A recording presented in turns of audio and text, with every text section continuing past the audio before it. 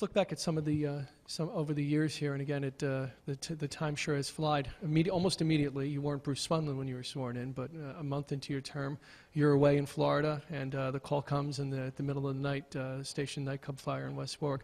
A lot of people still, to this day, think that even though that was very early in your administration, was among your finest moments, leading the state through that dark hour. Maybe you could take us back a little bit. You know, when that call came in, you immediately came back to Rhode Island, and oversaw the effort to get through that terrible time. Yeah, that was awful. It was an absolute nightmare for all the families that were affected, and then indirectly for the whole state, Bill. And it's one of those things you sort of never get the images out of your mind. You know, one of the things as a corollary, I remember right after the election, they have a new governor's orientation. I went to it. It's run by the National Governors Association. I didn't want to go. I said, no time for this, but it was a weekend, and people said, no, you really should do it. One of the first things that outgoing governors are counseling new governors, they said, you got to appoint a head of emergency management. That wasn't even on my list, if you know what I mean. I was thinking of putting it together, a whole administration and budgets and all the things you got to do. And I also knew we had Reggie Centracchio at the time, Adjutant General, good organization there, but I hadn't even thought about that. And then this governor said, you know, guaranteed, the reason he was saying this, guaranteed within your first 6 months of taking office, something's going to happen. You know, whether it be floods, whether it be wildfires in California, you know, blizzards, something's going to happen in your state, and you will be judged for most of your term, frankly, on how that gets handled. And this was how long before the fire? This was right after the election in November. Right after the election. And they said within 6 months. It was 6 weeks. It was 6 weeks. And we had taken no time off during the campaign, and so we've just taken a week to go down to Florida, and our children were coming down, and we had taken them up to Disney World and came back to the condo at about 11 o'clock at night, getting the kids settled, and I got the call. And from my chief of staff who said, Governor, there's been a bad fire. And I said, well, how bad? And I knew the building when he described it. That used to be an Italian restaurant when our kids were young. We used to go there. And he said, well, it could be, you know, as many as 20, 30 people. And he was on his way there. So I said, well, call me as soon as you get there. And so he called me about midnight, 12:30, and said this could be worse. And so I said, well, you got to get me out of here. And the Florida State Police, and they were great, everybody. The first flight I could get out, they got me to the airport and got me here. And yeah, we lost 100, and it was still like unbelievable.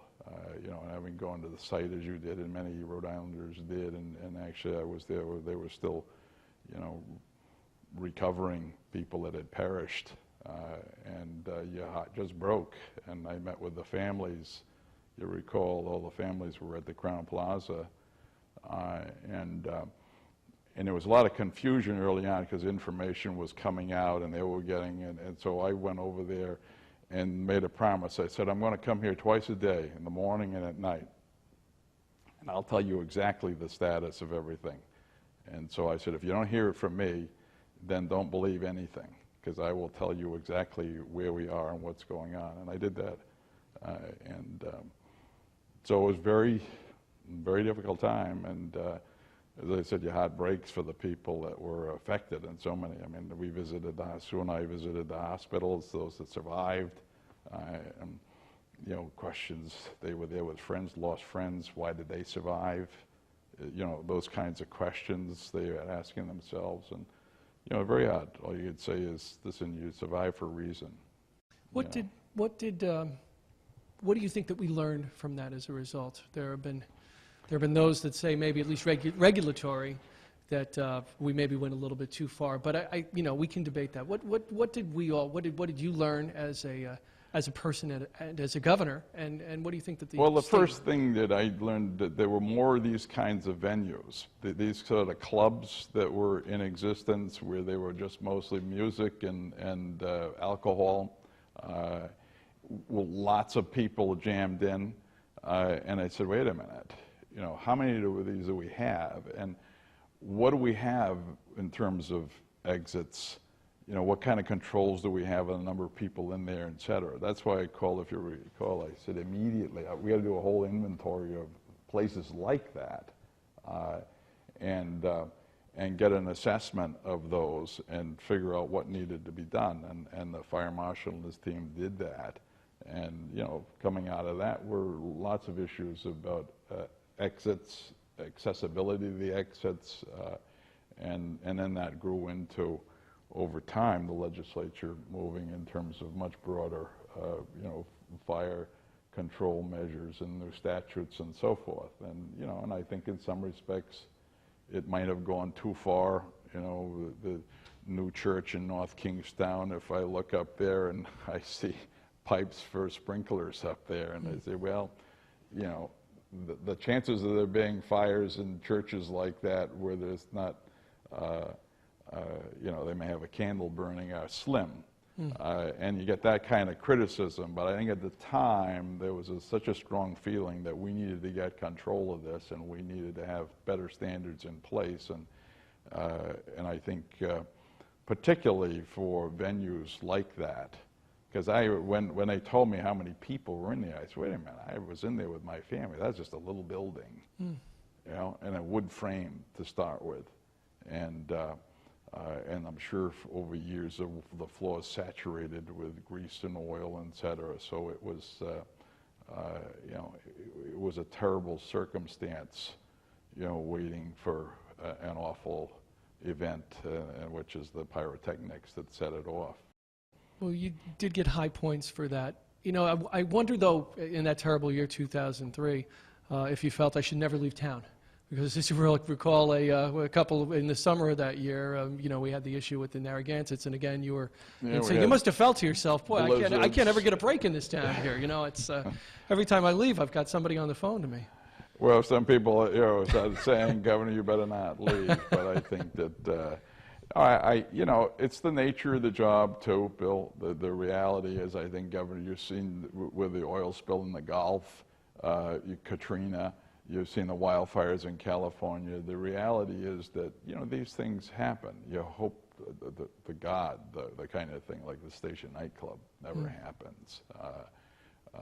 But natural disasters occur. You know, I've been saying for the 8 years I've been in office, we didn't have a hurricane plan well developed when I came in.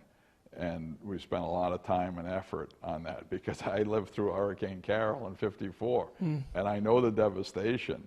And I keep telling our people we're due, we're overdue. Well, we did see that. I mean, we got ready for one this last year. Well, we got ready for it, and we certainly had historic flooding in you know, in the Patuxent the Patuxent Valley that we had never. I don't know about you, but I can't get the images out of my mind where the water. I mean, literally over the median of the interstate. 200-year floods.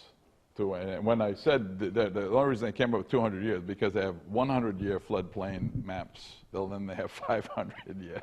They don't have 200. But so it was somewhere. It was worse than a 100-year flood, and so yeah, these things happen. And you know, and when you're in this job, the citizens expect you to be, you know, on top of it and doing everything you can to mitigate the damages. What are your thoughts in the aftermath of what happened in Charlestown with the Narragansetts? That was a no-win situation. A lot of people would suggest that was it was a no-win situation. A group with tribal sovereignty and going ahead and doing something, and an equal reaction coming from the state. Yeah, that's one of those things you'd hope would not evolve the way it did. All right, clearly opening the smoke shop was illegal. That was upheld. The court said that. We knew that. All right, and it needed to be stopped. You know, my hope at the time was it could have been stopped without the altercation that occurred, because that did nothing except really, you know, inflame tensions. It made put the state police in an awkward position to look like their job is to enforce the law. They're not trying to bully. So it was really very unfortunate. That's not what I wanted to happen, and as we talked about what needed to be done, you know, there were hopes that it could be managed peacefully, quietly, just put an end to it, and unfortunately it got out of hand. Fortunately, no one got hurt badly, because if something worse had happened, I think we all would have felt, you know, really much, much worse about it. So, but it was one of those things that I didn't want to happen the way it played out. Nobody did, but you know, given the tensions at the time, it did. It happened.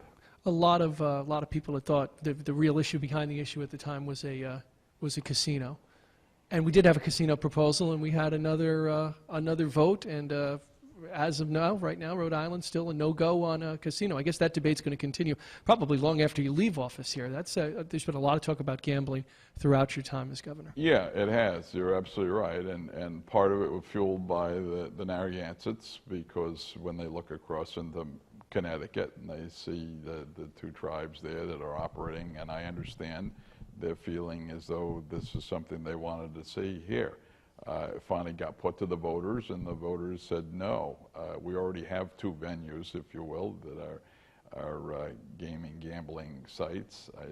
And I think you're absolutely right. The issue, I think, now that we've gotten Twin River, because out of bankruptcy, which was my biggest concern, because it's a large source of revenue to the state. So when that got into financial difficulties because they just borrowed more money than they can afford, you know, I was concerned that we get that under control, get through the bankruptcy, get it back out, and in the meantime, not have any adverse effect on the state. And the truth is, everybody's forgotten, we've actually come through the last couple of years through that turmoil, and in fact, the revenues coming out of Twin River have been steady and actually up a little bit. It's now out of bankruptcy. And now it's out of bankruptcy. The issue going forward, you're absolutely right, Bill. I think it's if Massachusetts, and this is the big if Massachusetts moves, you know, aggressively with some kind of casinos, then it's going to be very difficult not to look at expanding Twin River and possibly Newport Grand,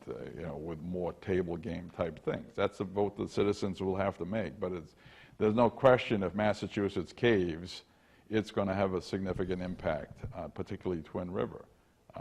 You know, I was hopeful over the years that Massachusetts would not, because once Massachusetts caves, then believe me, Vermont and New Hampshire and Maine will be right after them. And then all you're going to have is casinos in every state. Probably have some casinos going out of business too. Yeah, because each casino then is only going to be dealing with, or really being frequented by their own citizens. And so this whole debate that Rhode Island is going to Connecticut, and now Massachusetts saying, well, Massachusetts residents going to Rhode Island, we got to keep them back home. Soon, every state will be just, you know, frequented, as I said, each casino by their own citizens. And gambling's not a growth. It's not economic development. I think of it as a voluntary tax. You know, you and I can choose to go there, knowing that a share of what we put on the table and lose is going to go to the state. So you can argue, okay, it's a tax, but it's a voluntary tax. You don't have to go.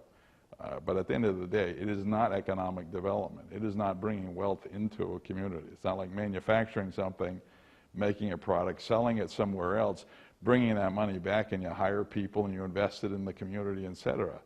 All that gambling is doing is taking money that's already here, recycling it amongst winners and losers in the state, and the owners taking a piece off the top. Hear it, and see it when you want it. On demand, audio and video at 630wpro.com.